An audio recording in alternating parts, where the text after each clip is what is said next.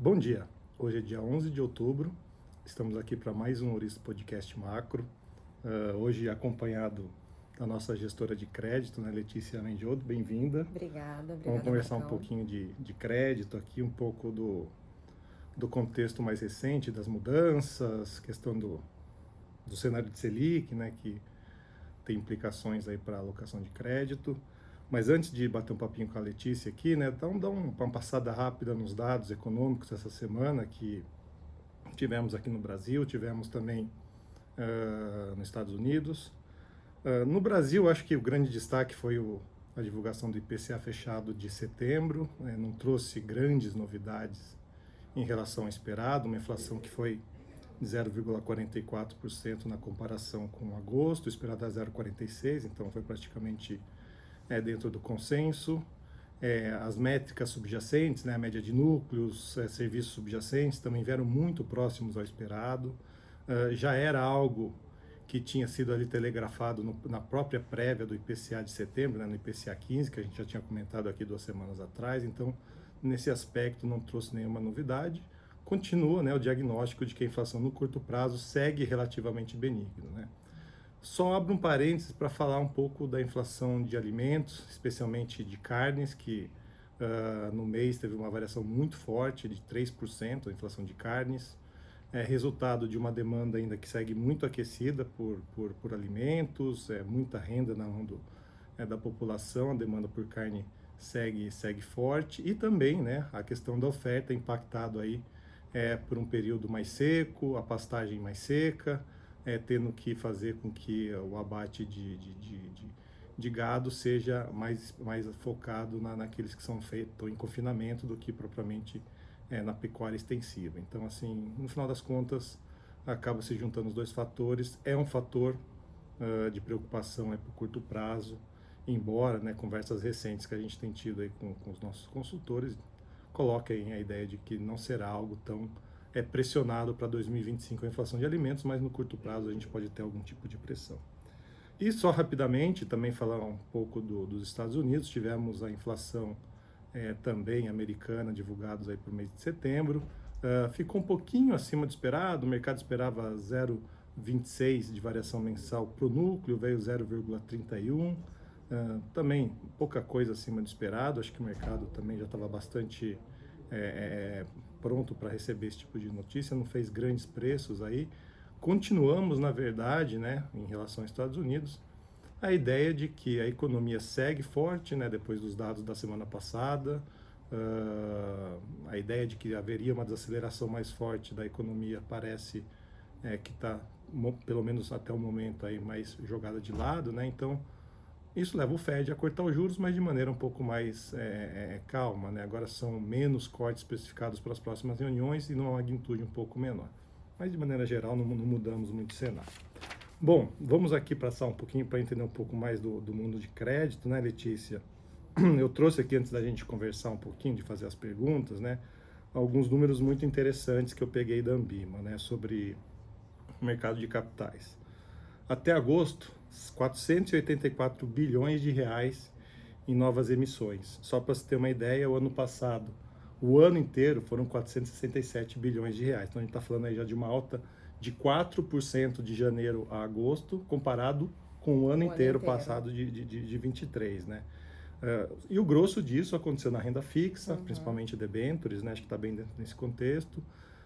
Se a gente extrapolar um pouco os números, a gente deve chegar a mais de 700 bilhões de reais de emissões no mercado de capitais esse ano, né, superando aí o ano de 2021 ali, que ficou em 600 e poucos bilhões de reais de emissões. Então será um ano muito forte, está sendo um ano muito forte de emissões no mercado de crédito, especialmente renda fixa, né? A gente queria entender um pouco como que a Ouriço, a gente, né, a nossa gestão aqui encara, né, esse mercado de capital bastante robusto, especialmente, né, Letícia, já fazendo aqui, entrando na primeira pergunta, né, você como uma alocadora de crédito, né, uma gestora de crédito, né, como que você vê, né, o impacto dessa reviravolta do cenário de Selic que a gente teve ao longo do ano, né? O que eu quero dizer, né? Acho que todo mundo lembra que a gente teve um ciclo de redução de Selic, né, que começou lá atrás.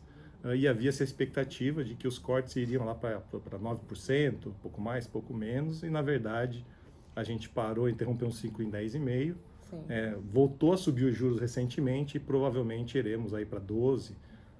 Esse é o nosso cenário base, mas existem aqueles que acham que pode chegar até 13% de Selic, né? Como que você vê essa readequação do mercado, seja do lado da oferta, como do lado da demanda, tendo essa reviravolta do cenário de Selic, que tudo não foi uma reviravolta agora, né, mas ao longo de meses?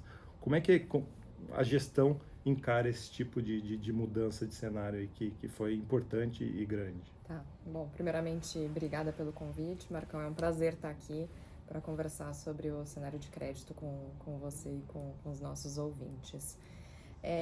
Eu acho que assim, para a gente falar um pouquinho dessa mudança, a gente precisa pensar, entender um pouquinho do contexto do mercado de crédito nesse último ano. Então, desde o final do ano passado, houve uma migração muito forte, uma demanda muito forte por ativos de crédito privado, por uma série de motivos. Primeiro, porque outras classes de ativos elas não estavam performando tão bem. Segundo, porque apesar de lá atrás haver já essa perspectiva de queda de juros, o juro ainda era, nominalmente era um juro muito alto, então era uma classe de ativos com um risco menor, mas que trazia um retorno interessante. E além disso, ocorreram algumas mudanças, né, na regulação que afetaram também tanto demanda quanto oferta.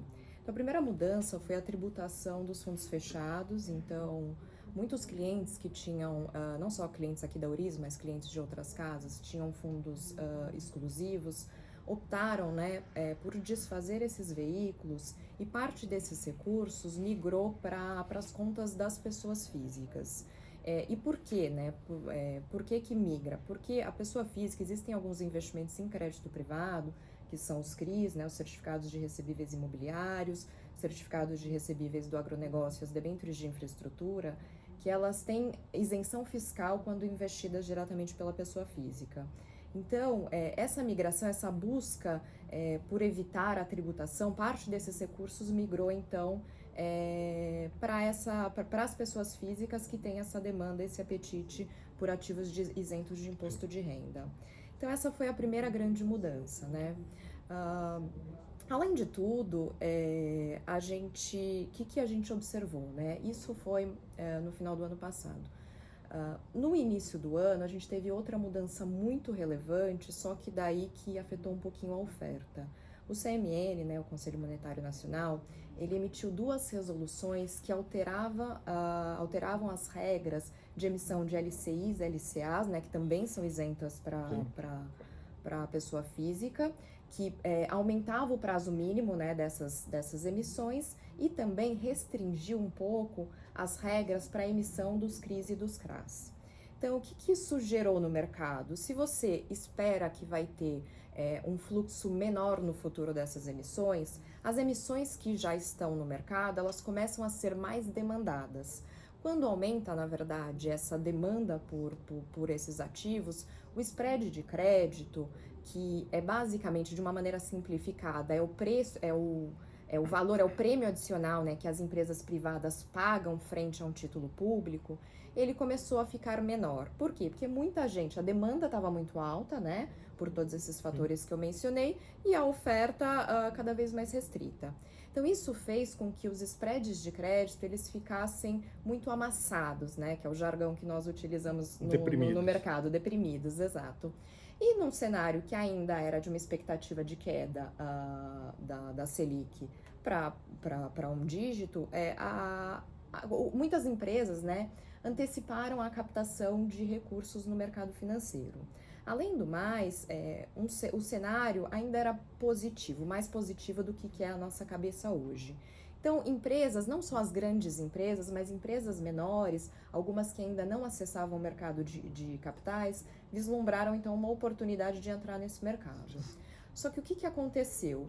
Esse volume de emissões, que nem você mencionou, aumentou muito, não só das grandes empresas, mas também de empresas menores, porém o cenário ele virou muito rápido. Então, de um cenário de redução na Selic para um cenário de alta, foram alguns meses. E qual que é a grande preocupação que nós temos em relação a isso?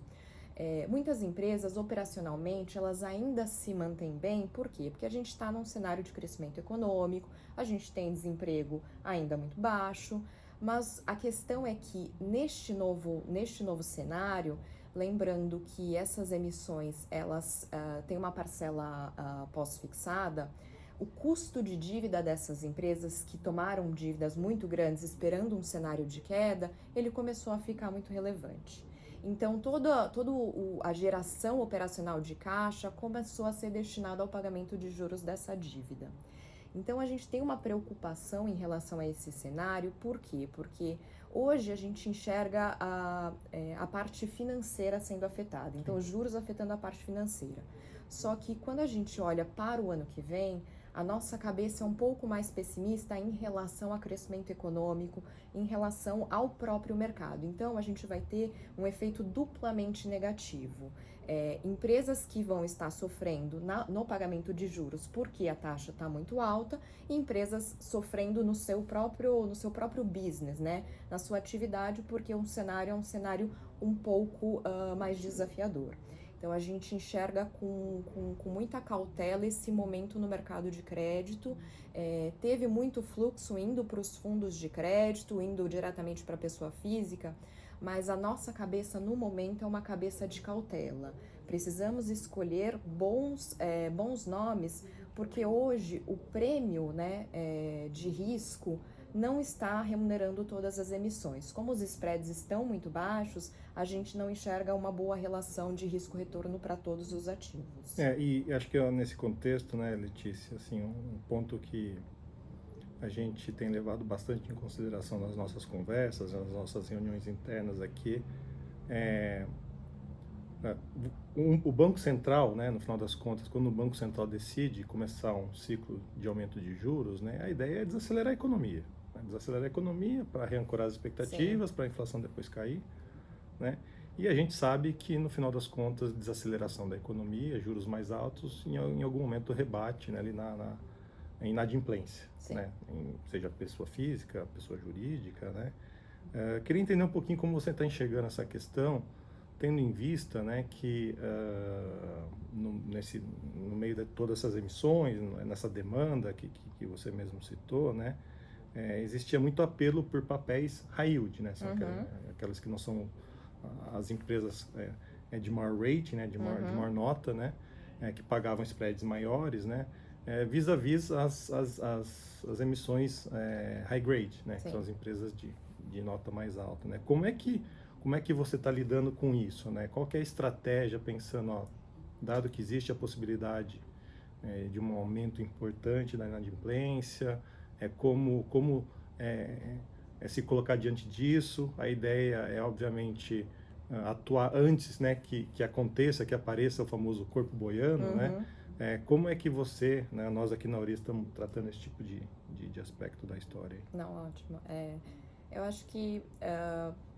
Primeiro, assim, é muito importante entender que logo que os spreads começaram a ficar um pouco mais deprimidos, o primeiro movimento ocorreu nas empresas high grade, né, nas empresas de maior qualidade de crédito. Então, muitas gestoras, muitas pessoas físicas migraram, então, a demanda para operações mais high yield. E como a demanda estava muito alta, as emissões passaram a ficar mais frouxas, digamos assim. Então, com menos garantias, com prazos mais estendidos. Então, surgiram algumas operações que não estavam bem precificadas, a relação risco-retorno não estava adequada. E isso vai surgir, já tem surgido, né, no mercado, esses corpos. Hoje ainda não apareceu um corpo boiano, mas a gente já tem visto muitas empresas entrando com pedidos de recuperação judicial, tendo problemas, necessitando renegociar os seus passivos e etc.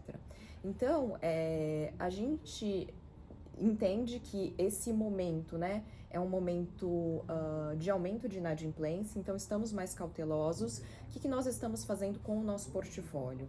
Então, revisitando todo o nosso portfólio para entender quais são os nomes, quais são os ativos que têm efetivamente um risco de inadimplemento, um risco de a empresa pedir recuperação judicial. E nós estamos, então, vendendo a mercado. Muitos desses ativos, eles não têm uma excelente liquidez, mas às vezes a gente paga um pênalti, então a gente topa entregar aquele ativo por um preço menor para poder se desfazer e não incorrer numa perda total, porque como essas operações vieram muito sem garantia, a recuperação, no caso de inadimplência, ela se torna muito baixa. Então, a gente tem revisitado toda a nossa carteira e a gente tem eliminado, já tem vendido essas posições mais arriscadas. Mas tem um outro efeito que eu acho que também é muito importante, é que a gente está entrando num cenário de aumento de volatilidade. Então, isso também é muito importante, porque nem todas as empresas vão quebrar, nem todas as empresas vão entrar num cenário de recuperação judicial. Mas, como muitos dos nossos créditos, eles estão indexados às NTNBs, né? Eles têm como referência as NTNBs, qualquer volatilidade no mercado afeta os nossos ativos. Então, a gente tá reduzindo volatilidade e como? Estamos migrando parte das nossas posições que estão atreladas ao IPCA, inflação, para posições em CDI+, tá? Porque daí eu já fico naturalmente pós-fixado e eu também estou encurtando os prazos.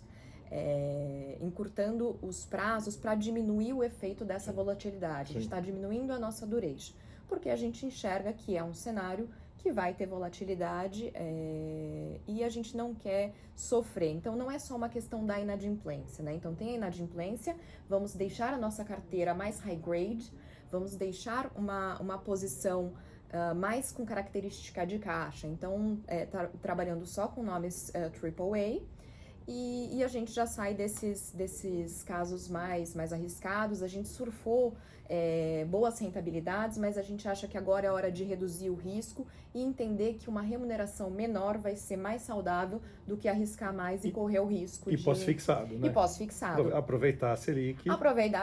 Aproveitar esse momento de Selic mais alta e também, né, surfar nessa onda do pós-fixado. Tem um ponto também muito interessante, Marcão, é que a gente, apesar de ter uma inflação, né, desancorada, quando a gente olha na inflação corrente, a gente não vê números tão... No curto prazo. Então, outra alteração que a gente tem feito para nossa posição de curto prazo, a gente não tem operado com ativos indexados ao IPCA, a gente tem mantido essa parcela da carteira mais com características de caixa em CDI+, porque a gente já está vendo o movimento da Selic. Então, a gente também está se preparando, por quê? Porque o IPCA, ele é uma parte da remuneração do meu ativo. Quando eu estou com o IPCA mais baixo, eu acabo perdendo para o CDI.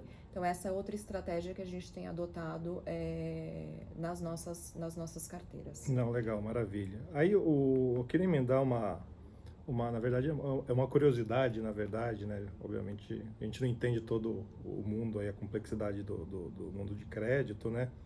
Mas, assim, a gente sabe que, por exemplo, quando a gente fala que existe uma demanda grande, né, por ativos de crédito, você vai num banco grande, tradicional, você tem a ideia de que são muitos clientes, então o banco precisa achar ofertas de bilhões e bilhões de reais, né, para os clientes, né? Então, aí a gente está falando de uma gama grande, de valores muito altos, né? Aqui na Oriz, né, vou usar uma expressão, como a gente é uma empresa mais nichada, né, muito focado individualmente no nosso cliente, né, a gente acaba selecionando valores menores, não somos um banco grande, né.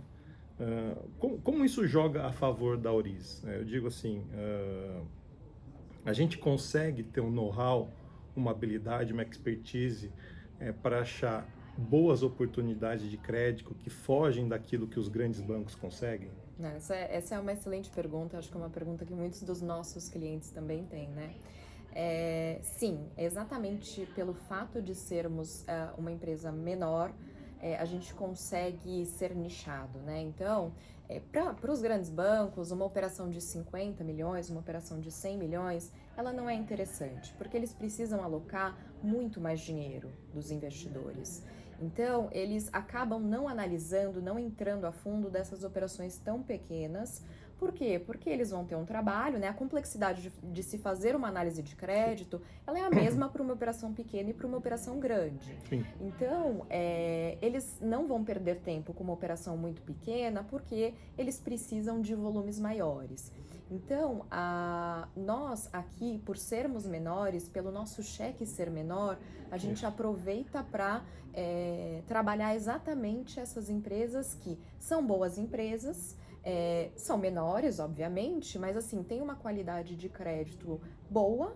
E, além de tudo, a gente gosta muito de trabalhar com garantias reais, que são garantias de imóveis, garantias de terrenos, eventualmente maquinário. Então, a gente gosta. Pode ter fiança de outras empresas do mesmo grupo econômico. Então, a gente busca trabalhar com empresas menores, mas sem abrir mão de risco da qualidade do crédito.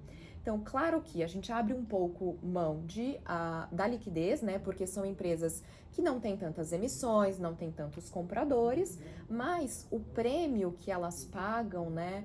É um prêmio mais de liquidez e menos um prêmio de risco de crédito, porque são empresas de alta qualidade. Então, claro que a gente tem que ponderar, a gente tem que entrar também nestas grandes emissões, mais pelas questões de liquidez do que pelas questões de risco de crédito. E só que a gente consegue, então, absorver esse spread maior por conta dessa questão de liquidez, da menor liquidez que essas empresas têm no mercado.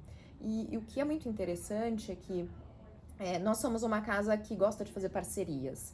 Então, a gente tem parcerias com outras casas de crédito, outras gestoras, para dividir operações. Então, uma casa, né, parceira, vai fazer uma emissão, não consegue absorver 100% dessa emissão, nos mostra essa emissão para a gente poder ficar com um pedaço e investir o dinheiro dos nossos clientes. Então, é muito bacana porque você não precisa ter a originação dentro de casa. A gente tem, né, um time específico para fazer a originação, que também nos mostra produtos, mas a gente consegue acessar o mercado como um todo. Então, a gente investe tanto nas operações que são originadas aqui dentro de casa, lembrando que, assim, nós somos totalmente independentes, então a gente não precisa investir, eles não originam para a gente, eles originam para o mercado, mas às vezes a gente gosta da operação e compra, como também a gente olha o mercado como um todo, inclusive fortalecendo essas parcerias que a gente tem com outras gestoras, outras casas que fazem originação e distribuição de ativos de crédito. Não, legal, muito bom, muito interessante. Partindo já aqui para o final da nossa conversa, queria entender como você particularmente está vendo, né? A gente falou de corpo boiano, né, agora há pouco, né? A questão de algumas semanas, né, veio à tona a história da AgroGalaxy, né? É uma empresa aí do setor agro, né, que com dificuldades, muito crédito na praça, né? Trazendo preocupação se não seria algo mais sistêmico, se seria alguma coisa mais disseminada no mundo agro. Queria entender como você, né, como Auris, está olhando o risco dessa empresa, o que significa o que aconteceu com essa empresa, atrapalhar, né, o crédito no setor agropecuário. Você está vendo, os analistas da Auris estão vendo de que maneira esse acontecimento mais recente? Não, bacana. A gente, antes de responder, né, a gente conversou com algumas casas que tinham relacionamento com a AgroGalaxy, conversando com outras casas que não tinham relacionamento com a AgroGalaxy, mas tinham uma exposição grande no mesmo setor, né, que é o setor de revendas de insumos. E também falamos com a nossa consultoria agro, né, para pegar um pouco do que era a visão deles, não só sobre este evento, mas também sobre a perspectiva para as próximas safras. E o que nós vemos hoje, tá? A AgroGalaxy era um caso muito grande, então teve uma repercussão bastante marcante no mercado. Porém, nós levantamos alguns dados que mostram que hoje o setor agro no Brasil ainda é dominado por bancos. Normalmente bancos grandes. E os bancos, em geral, eles operam de uma maneira bastante restritiva. Eles operam respeitando o ciclo operacional das empresas, né? Porque o agro a gente sabe que ele é cíclico. Sim. E com muitas garantias. Então, garantias de terras, garantias da produção, carteiras performadas e etc. Então, não que o mercado de capitais não também atue também com essas garantias, porém, os bancos eles são um pouco mais, estão mais no ciclo operacional dessas empresas. E os bancos eles têm uma expertise muito grande com esses clientes. Então, a nossa visão é de que não haverá uma falta de recursos, tá? E que não é um problema sistêmico, não é que vão puxar o dinheiro e vai haver uma falta de liquidez. O que vai acontecer, na nossa visão, é que o custo para emprestar para esse setor vai aumentar. Então, empresas deste setor, elas vão ter que pagar um prêmio maior para fazer novas emissões. Mas os bancos, eles vão continuar dando este funding, vão continuar emprestando dinheiro para essas empresas. Eu acho que assim, é muito importante pensar duas características do agro que eu acho que são importantes. Primeiro, é cíclico, então esses movimentos, eles acontecem, não é uma grande novidade, tá? Então, esse caso a gente não enxerga como sistêmico. O setor de revenda sim tem passado por um momento de estresse, mas a nossa expectativa é que o próximo ciclo ele seja positivo e isso já vai dar um fôlego para as revendas. O pior problema já ficou para trás. E tem uma outra coisa, que eu acho que não é só o setor agro, mas quando a gente está falando de crédito, existe muito diferenciação individual. Existem as empresas boas e existem as empresas ruins. Então, agora é o momento de nós aproveitarmos que o prêmio que essas empresas vão pagar deve aumentar para escolher bons nomes. Então, fazer uma diligência. A empresa, ela está saudável financeiramente, ela tem uma dívida que é adequada ao seu tamanho, à sua operação, ela opera, na verdade, de uma maneira sem estar muito concentrada geograficamente, porque o agro tem também essas questões geográficas. Os controladores, eles têm robustez financeira, então agora é o momento de você, a gente enxerga como uma oportunidade, o momento de você olhar para empresas do agro que tem uma qualidade de crédito superior. Então, a nossa visão não é negativa nesse sentido, a gente sabe que tem outras empresas que virão, já tem acontecido, né? Outras empresas pedindo recuperação judicial, mas nós não enxergamos como um risco sistêmico. A gente enxerga que foi um problema de uma empresa grande, mas que não deve contaminar outras empresas. E no final das contas, né, Letícia, assim,